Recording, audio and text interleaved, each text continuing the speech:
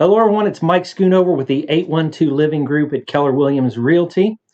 Thank you for joining us for part two of our three-part series entitled Survive, Revive, and Thrive. And today we're going to talk about reviving, how to get through this time and make your way through this time with mentally, emotionally, and physically strong. Just want to remind you, part one, we talked about surviving financially. We had Brad C on. He talked about all the financial moves that you can make to solidify your finances and come out stronger on the other side of this thing. That's on our Facebook page at 812 Living Group and on our YouTube channel. So you can revisit that at any time. But today, I have my friend and my personal chiropractor and physician, Dr. Steve Hoffman, with me. Dr. Hoffman is the owner of Core Wellness Institute in Jeffersonville, Indiana. He also has a YouTube channel called Posture Doc that has close to 7 million views, if I remember correctly, over 30,000 subscribers. And this is key. Not only does he see patients in person, but he works with patients virtually all over the world. He is an international specialist, and I'm so thankful to have Dr. Steve Hoffman with me today. Awesome. Thank you, Mike. Glad to be here. Yeah. So we're going to dive right into it, folks. We're going to try and get you some practical, hands-on information today. We're not just here to chat and have fun. We're going to get you some practical information. So, Dr. Hoffman, people are struggling. We've got people who are isolated, people who are losing jobs or losing time, losing income. So we're creating what I think is this perfect storm for people to struggle mentally, emotionally, and physically. Can you give us a sense of what you're seeing in that regards? Yes. Like you said, people are struggling, and the one word that's going to come up, and it usually comes up for everybody, and it comes up in the media, even comes up if you're not looking into media, it's fear, right? Everyone, this is a fear thing, right? And fear is that primordial, it's the feeling of, man, am I going to live or am I going to die? It comes down to that. What everybody's facing right now is essentially fear of death. And they're asking themselves the questions: am I strong enough? Could I survive it? What do I need to do? Do I have comorbidities? All these words like comorbidities and all these things that are coming up. It's good that at least now they're becoming in the language. We're starting to learn that, wow, it's important that we can't have 5 things wrong with us and expect to come out well on the other side. Right. So it's a yes, but so there's a lot of fear, but you have a choice whether to take that fear and roll with it and let it spiral, or you have a chance to make different decisions. Can you be stronger? What can I do? How can I serve versus what's going to happen to me? Those kinds of things are what I'm seeing, and it's depressing people's immune systems, and it's not helping at all. It's an immune system depressant. Stress drives, makes you crave more sugar. Stress makes you hurt more. All of the things that you don't want. So yes, fear is the operative word, and we're going to try to help people, give them some strategies to take them out of fear and into control and finding peace instead of fear. So that's my whole goal with what I do. Absolutely. So I think what I'm hearing from you is whenever we're under this constant fear, that has real physical, emotional, and mental consequences that people are dealing with. That's right. Okay. It's a threat, right? Yeah. Okay. So we're gonna talk through that. I want to back up just a second. I gave you a little bit of an intro, but tell the audience about your practice. What is it that you do to give some context here? So there's two pieces to the puzzle, Mike. That my physical practice here in Jeffersonville, I still see patients. We still teach seminars. We do. It's based on education rather than just coming in. Most people, when they hear chiropractic, they think I'm going to go up there and I'm going to get my neck popped, and they're going to pop my back, and they're going to crack my neck, and then maybe put me on a little roller machine, and then I'll be on my way. And you get that 3 to 10 minute visit. What I like to do is show people how they can become independent and work myself out of a job as soon as I can. I know that's not a very good business model for getting people to come back, but my goal is education and teaching you to be independent rather than dependent upon me. So that's really the big difference in the way I do things versus where people would, conventionally conceive of chiropractic. That's a big difference. It's more about education. I do a lot of manual therapy, muscle work, a lot of rehabilitative exercises. We also address the mental emotional piece, sleep. It's lifestyle, regenerative medicine rather than just crack my neck, it hurts. Yeah. So that's really the difference. It's a more holistic perspective, I would say. Yeah, holistic, I think, is the thing that ultimately drew me to you. And just to verify what you said, before I met you, I had been to almost 10 different chiropractors, and every time it was the same deal: X-rays, cracking or adjustment, roll to bed, the electronic shock therapy that they put you to. And when I came to you, it was almost like, hey, what is this guy? Why is this so different? Right. And then you've changed my life. So thank you. Oh, right on. Well, thank you, Mike. I appreciate that. Yes, it's just about active care versus passive care. Sure. I have to empower you for you to take care of you. You can't depend on me, because that's not a good relationship any way you look at it. Yeah. Yeah. All right. So you talked about the fear. People are dealing with that right now. I'm sure there's a spectrum, but do you have a sense of what comes first? We have this chicken and the egg. Is it a positive, or is it, let's say this, is it negative mental outlook contributes to a failing health, or is it failing health leads to negative mental health? What is your sense there? Well, I hate to answer it like that, but I have to say it depends. It can go both ways. Has anybody really solved the chicken or the egg? Right? Yeah. I don't know. A few examples of how this is practical. There's plenty of research now, hundreds of different papers talking about exercise and depression. There's a whole book about it called Spark. I can't remember the guy's name. There's a book called Spark, and it's all about how exercise specifically can heal depression. Just start exercising, right?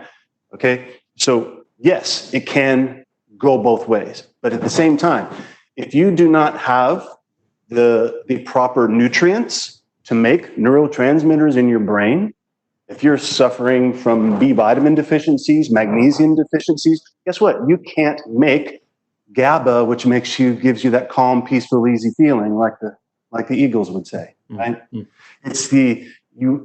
If you don't have that nutrient stockpile to actually make the chemicals, no matter how much stuff you do with your thoughts and your exercise, you can't generate the chemicals. So it can be nutritional, it can be lack of exercise that can contribute to the mindset, or you can exercise all day and have the best diet. But guess what? If you think the world is after you and you perceive the world as fear and stress, I don't care how well you do in the other pillars, you're still going to end up with some kind of a manifestation of sickness because of the way you're thinking about perceiving the world. So it comes from all directions, and the best solution is to work on all three pillars, Mike. Yeah. You got to work on the mindset, you got to get the movement going in the right way, and you got to get your nutrition handled. Yeah. If you can think right, eat right, and move right, you're going to have a lot better chance of having exponential results versus just focusing on one of the three pillars, which happens a lot. I see a lot of people master the exercise, master the thoughts, and then they eat like bread, or whatever. Right. So it takes everything. Yeah. And so it takes a growth mindset, but in general, like Carol Dweck's book, Growth Mindset, it takes a growth mindset. You have to have, if you don't have that mindset, you're not going to be exercising. The people without a growth mindset are not going to be exercising and not going to be nutrition anyway. So the feeling of I am constantly growing versus I am constantly degenerating. Yeah. You know, just that it's an intention as much as anything else. Yeah. So hopefully it makes sense. We're going to unpack those 3 pillars because I think that's the core of the message that you and I have talked about. Yeah. But it sounds like if you're missing a pillar, if you're not addressing all 3, especially in this time, you're at risk to fail in all 3. Yeah. Okay. It just puts you more at risk, and that gives you less certainty and less power. Right. Personal power. Yeah. So let's look at that physical piece first, the physical pillar. Gyms are closed, hopefully opening back up soon, but gyms are closed. People are in isolation. I think people generally are moving less. Help us. What are some things that we can be doing in this time to make sure we're addressing that physical piece? Very simply, the most important thing you can do, if you're not doing anything else, is you have to get some kind of moderate activity at least 3 times a week. I would say every day, but just we'll aim our sights for 3 times a week, or aim our sights for every day. But if you can get 3 times a week of 30 minutes of moderate, that's out with a brisk walk. That's whether it's jumping on a trampoline, something that involves moderate activity that elevates your heart rate to the point where, oh, I just broke a sweat and I'm breathing hard. Mm-hmm. As simple as doing something like that, not only are you releasing mental, emotional stress, but you're also in that book, Spark, you're also building, you're spraying Miracle Grow on your brain cells. You're sprouting new brain cells. There's all kinds of research about that. Yes, moderate exercise, first and foremost. Get out, get breathing. And if you can, do it in nature. There's just something about that forest bathing principle. When you're out, you can touch a tree and breathe clean oxygen. It's that non-tangible that you just can't get in the gym. Yeah. And other than that, you should be doing some kind of resistance training at least twice a week. Some kind of system. Obviously, at home, it's going to be more body weight, right? Unless you have dumbbells, and you can get away with some low-tech stuff like bands, resistance bands. And I always recommend people go through basically 6 human movements. And this is the way I wish people would do all exercise instead of just arm day, leg day. Let's think about what is a human movement that I can get stronger doing. And those movements are push, which that can be simple as a push-up. And if you can't do a full push-up, do it on a stairway, do it against the wall, whatever you have to do. Push, pull, right? And that can be with the band, that can be with the weight. These are movements, right? We push as humans, we pull as humans. We hinge as humans, meaning we hinge, this is a hip hinge. You have to get strong with that ability. Okay? That's a hinge. And then there's a squat, which is, basically you can just practice sitting on a chair and getting back up. They call them box squats or chair squats. Okay? And then there's the lunge, which is this move. Okay, pretty simple. And then the last one is carry, heavy carry. A lot of times I'll tell people to just get 2 suitcases that you would normally, check a 50-pound suitcase. Hey, fill up 2 50-pound suitcases and carry. It's like strongman competitions, Sure. Suitcase carries. But they're all practical human movements. They're not an isolated, how big am I going to make that muscle? Sure. It's like, how strong can I be to enjoy life to the fullest with those human movements? Yeah. And after you get the human movements down, you get them down, you start putting more load on them. Do it with weight. But those are my biggest recommendations: push, pull, hinge, squat, lunge, carry. Yeah. 6 human movements. So let me do a quick recap because you said a lot of good stuff there. Minimum 3 times of an aerobic heart raising activity. Yeah. 2 times strength training. Yes. But one of the most important things I'm hearing, especially in this time, is you don't need a lot of gym equipment. these are things that you can do from your home, in and around your home, without a lot of expensive equipment. That's right. Yeah. That's right. And I do have, I know you might mention it, you might not, but I do have on the website, there's like 6 fundamental exercises that specifically address a lot of the stress-induced problems that people have.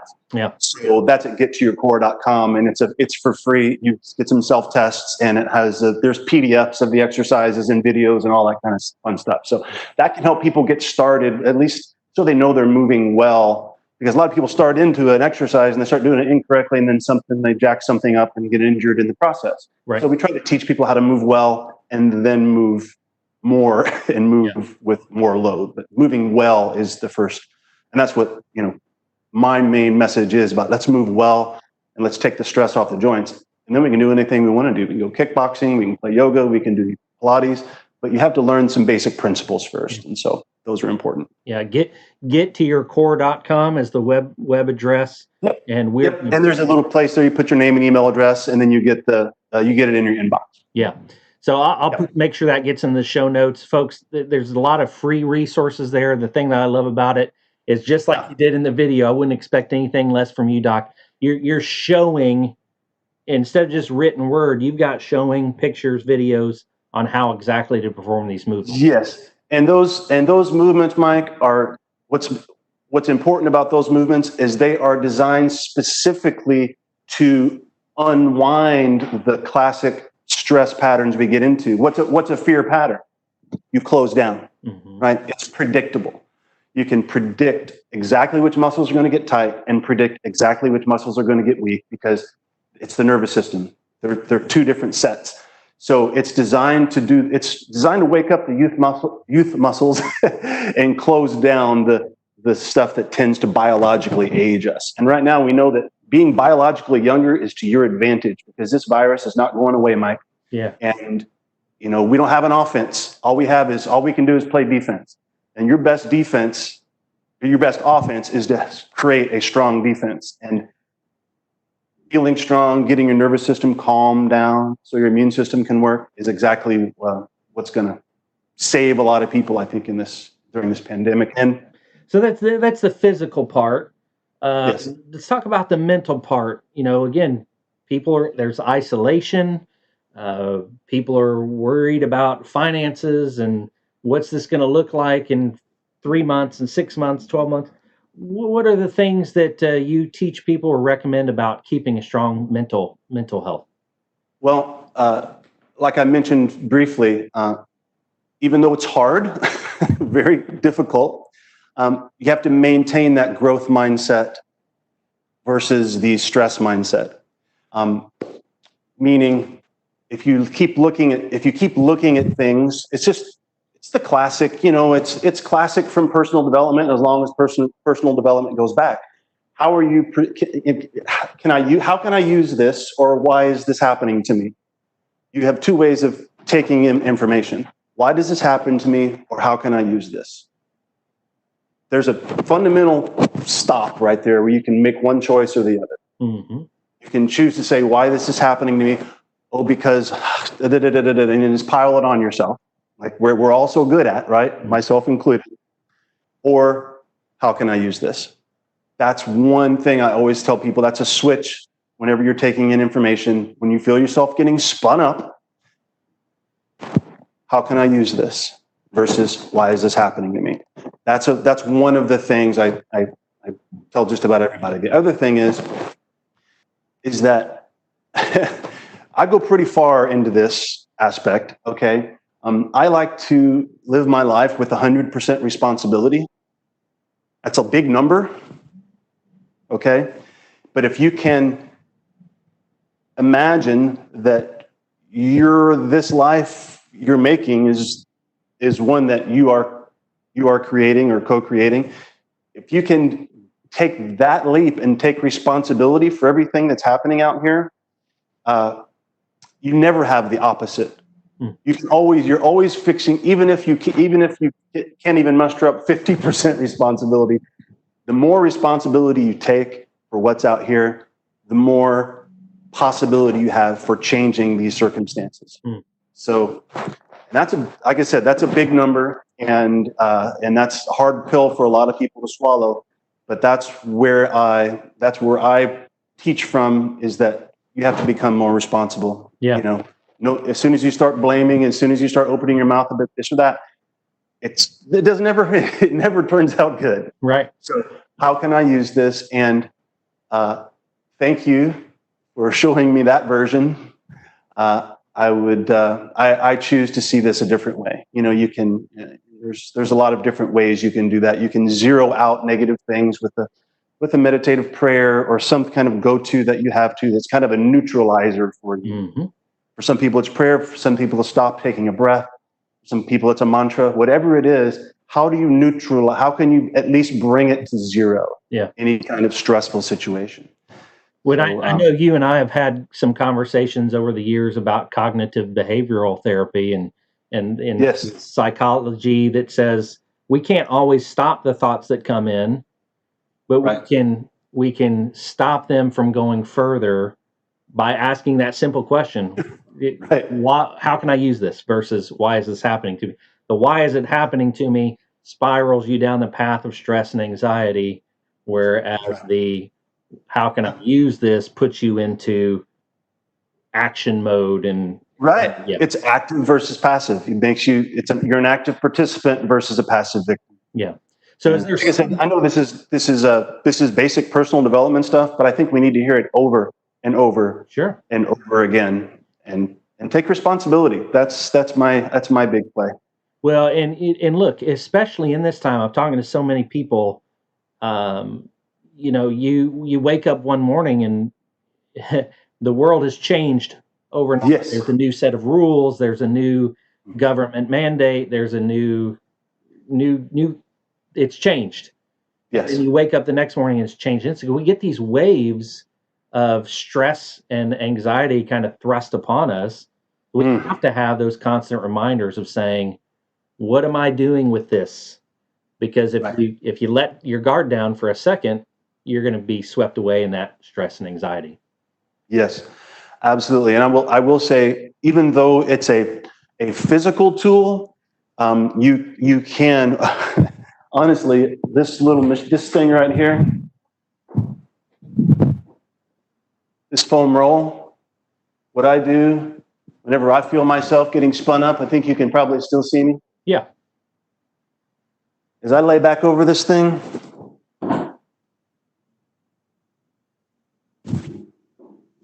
and you let everything just open up and breathe. Like, because whenever those fear chemicals start coming in, your body just starts closing down. Teeth clench, shoulders draw. I'm overemphasizing, of course, but just to get that burst of going the other direction, all of a sudden your brain says, "Oh, wow, right, I needed this." Yeah. Those little micro breaks that stop the pattern and reboot. It's like you reboot the nervous system, like you unplug your computer and plug it back. Sure. Okay, now I got everything's working faster. It's thinking, everything's working smoother. It's working better. Okay, now I can see this with new eyes, because my eyes were really clouded before I just made that little change. So the physical piece is big. Yeah. So we got physical, which helps the mental. Absolutely. Got the mental, which can help you get going physically. Right. Let's talk about nutrition. How important is nutrition in this time to helping you revive during this crisis? It's a tough one, because we know that eating really well, like if we were going to eat an optimal diet, right, for the human, there's a lot of discussion about what that is. I'm not going to go into any far left or far right talk about diet, but we know that it takes money to eat really, really well. If you're going to eat animal products, if you're going to only, ideally we would want to eat only grass-fed, only pasture, things that were treated well, and only organic, only, so all of these things that cost a little bit more to do. It's unfortunately the way the system is set up, those foods are expensive, and the cheap foods that are less beneficial to our health, anyway, the cheaper foods are less beneficial to our health, the more expensive foods are. Should be the other way around. But I will say that what you can do in this time, the most important thing is decrease the level of inflammation in your body, Mike. It's because what's killing people with this virus is their own immune systems, because the inflammation goes out of control. And you may have heard inflammation as being, everything's anti-inflammatory this and anti-inflammatory that, for a good reason. If we can keep our inflammation in check, then we don't have these over responses to life. That's what allergies are. That's what asthma is. It's an over response of the immune system, which creates inflammation. And for this COVID thing, that's what kills us. So if we can reduce our inflammation, the basic elements are less grain, more green. That one thing. Color versus white. More green, less grain. That will automatically shift your inflammatory potential from here being inflammation. It'll take you, about down to here. Then when you throw in all of the other colors that you get from the rainbow, and right now we're lucky that it's springtime, and a lot of these foods that are the most powerful antioxidant foods on the planet are growing free in our backyards. Dandelion, dock, there's chickweed, there's all these are like some of the most nutritious, powerful plant foods on the planet, and they're free and they're growing, and we're spraying chemicals on them because we think they're weeds.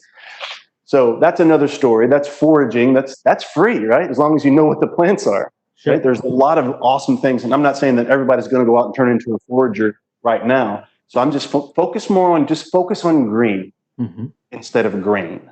Yeah. It's a huge piece. And you can do that pretty on the cheap, Mike. Beans and greens, buddy.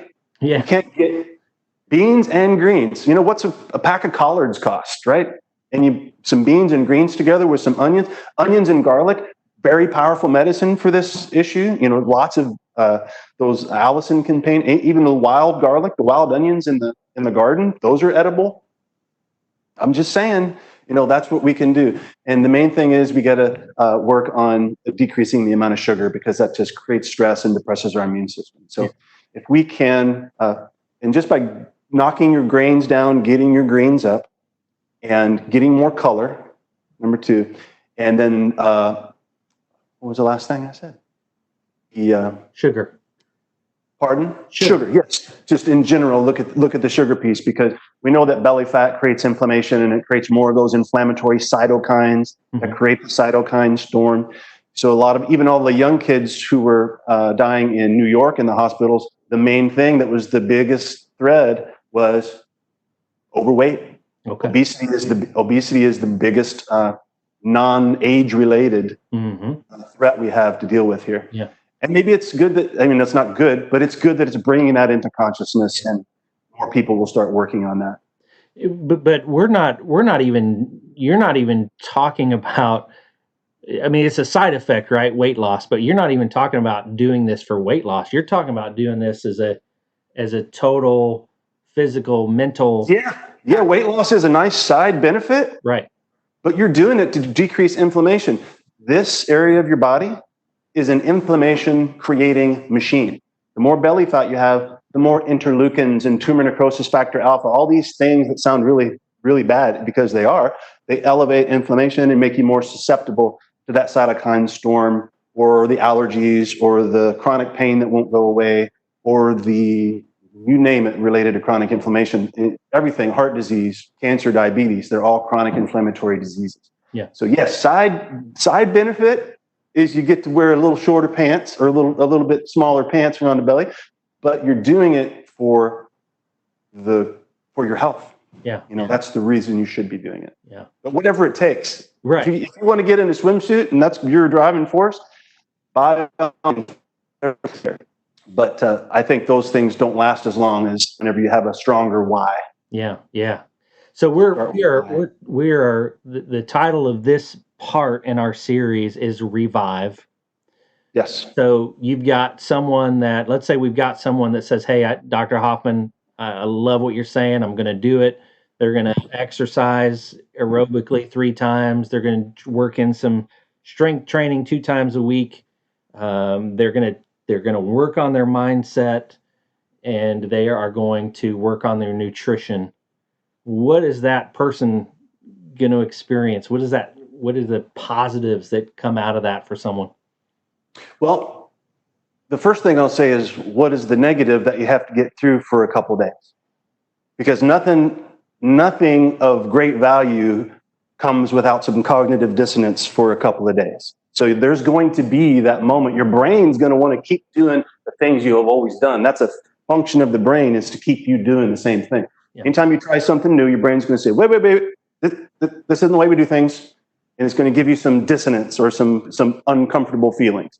But it's like taking a cold shower for the very first time. It's not very comfortable, but after you do, oh, this is invigorating. Right? So with that caveat, the first thing that you'll notice is the energy. I feel like I've got more energy, and you will. A lot of people experience within just a few days, oh wow, that belt buckle is just a little looser because I've been doing these things. Clarity. The clarity of thought is probably the most underreported and underrated. When your brain is running cleaner, and you can think more, have a more creative thought. Like Rudolf Steiner, the originator of biodynamic agriculture, and he also started the Waldorf schools for kids. He said that the way people are eating, it's impossible for them to have a spiritual thought. And I thought, and the way you see biodynamic agriculture people take care of the food and take care of the land, how much consciousness and focus and energy goes into creating the best possible thing to put in their mouth. And then that translates into the ability to have clear thoughts. And maybe for some people that just might be, stopping that extra 70-ounce big gulp every day. That can be enough to open up a spot for your brain to say, what else is there? What could I do creatively here? Could I write a poem? Could I dance a dance?